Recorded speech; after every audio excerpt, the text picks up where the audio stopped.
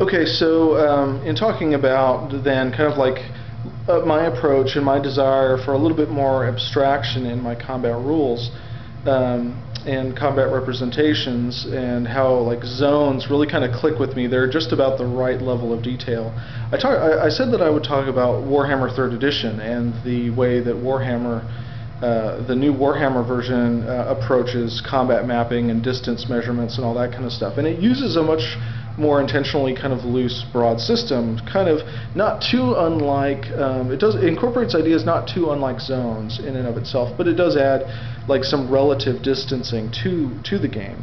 And basically there are 5 different ranges considered in 3rd edition, going from closest to furthest away is engaged, and anybody that you're engaged with you're considered to be kind of like in immediate like hand-to-hand combat with. So you're trading blows, you're circling each other, and you're basically immediately engaged in a fight.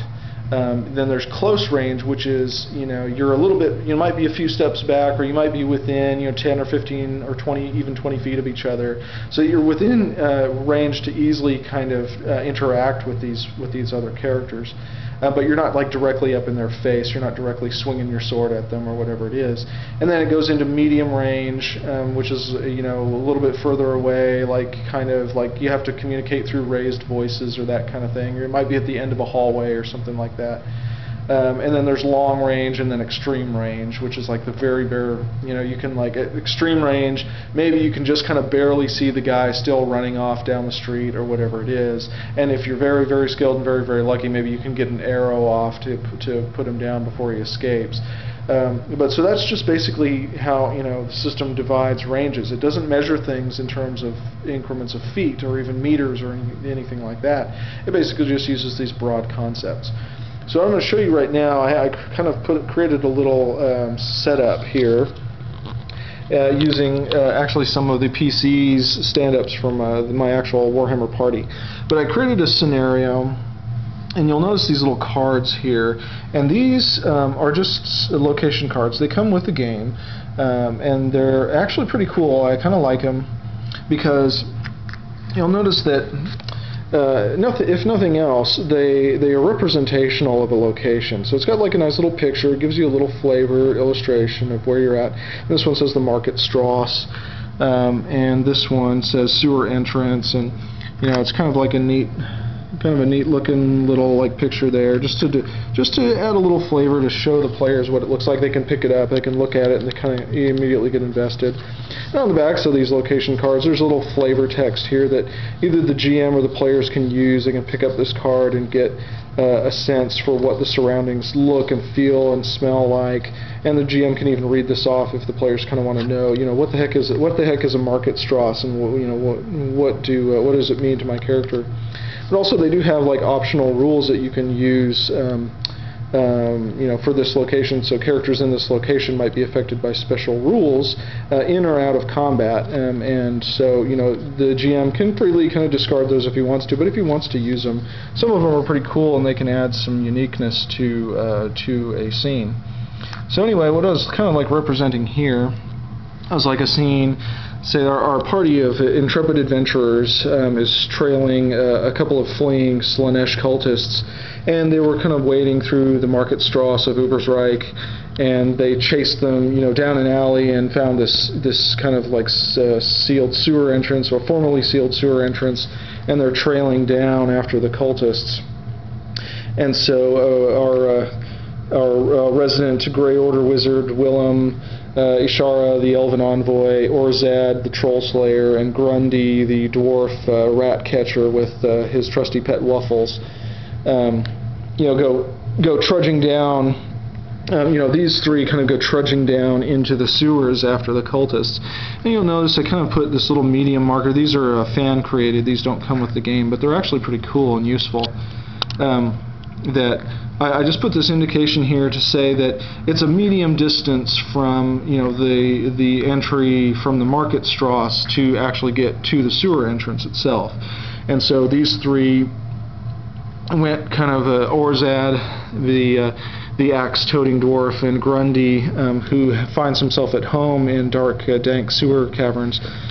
go kind of taking point and marching down into the sewers, with Ishara bringing up the rear with her elven bow. And Willem, the Grey Order wizard, kind of staying behind to make sure nobody's kind of luring them into a trap, make sure nobody's coming up behind them, and to conceal their entrance into the sewers with his magic if need be. And so this is kind of just indicating, that Willem is actually still kind of out on the street side, maybe standing at the top of the sewer entrance, whereas these guys have all kind of come down into the sewers and they're now standing in this location. And then so over here we can see they kind of have come down here, and there's this the cultists have apparently brought along a zombie minion, and they've sent them to distract the PCs so they can make their convenient getaway. So you'll see this first cultist is kind of at medium range. He's run a short distance down maybe the sewer corridor, but maybe turned back trying to cast a spell at the party, some kind of profane dark rites or something like that. And maybe this particular cultist, he's at long range because he spent his round, or a couple of rounds, just trying to put as much distance as possible between himself and the party, trying to lose them in the sewers. And then so Grundy maybe let Wuffles off his leash, and he went off nipping at the heels of this cultist to try and slow him down. And so Wuffles is currently engaged. They're kind of pushed together to indicate that they're engaged with one another. Likewise, over here, Orzad and Grundy are kind of engaging in combat with this zombie, and Ishara is in the same location. She's in the sewer entrance the same way these other two are, but she's not much of a hand-to-hand combatant, so she's decided, she's kind of stayed back a little bit. She doesn't want to engage the zombie in combat, so maybe rather she's drawing her bow, and she's going to try and plink some arrows down the way. Her bow having pretty good range on it. She can actually probably reach either one of these guys. And then Willem, once he feels confident that maybe nobody's trailing them, he might take some movement on his turn to kind of like descend down the stairs to the sewer entrance and maybe get involved in what's going on over here as well. But you can see it's just a really kind of loose system. But it gives you some definition for what's going on. It tells you who's engaged with who. It tells you who's in the general vicinity of who. It tells you how far away somebody might be. If they're standing away from the scene. I really like it. It's a really cool system. I'll kind of show you some of the other ones over here. So here's like an extreme range marker. Again, these are just fan-made tools that help you if you want to track. If this guy's like running down like a separate corridor over here, and he's like at extreme range this way, whatever it is. There are even close range markers. I don't really use them because they're not really that necessary, because generally you can assume anyone who's not at a longer range from somebody else and is not directly engaged is at medium range.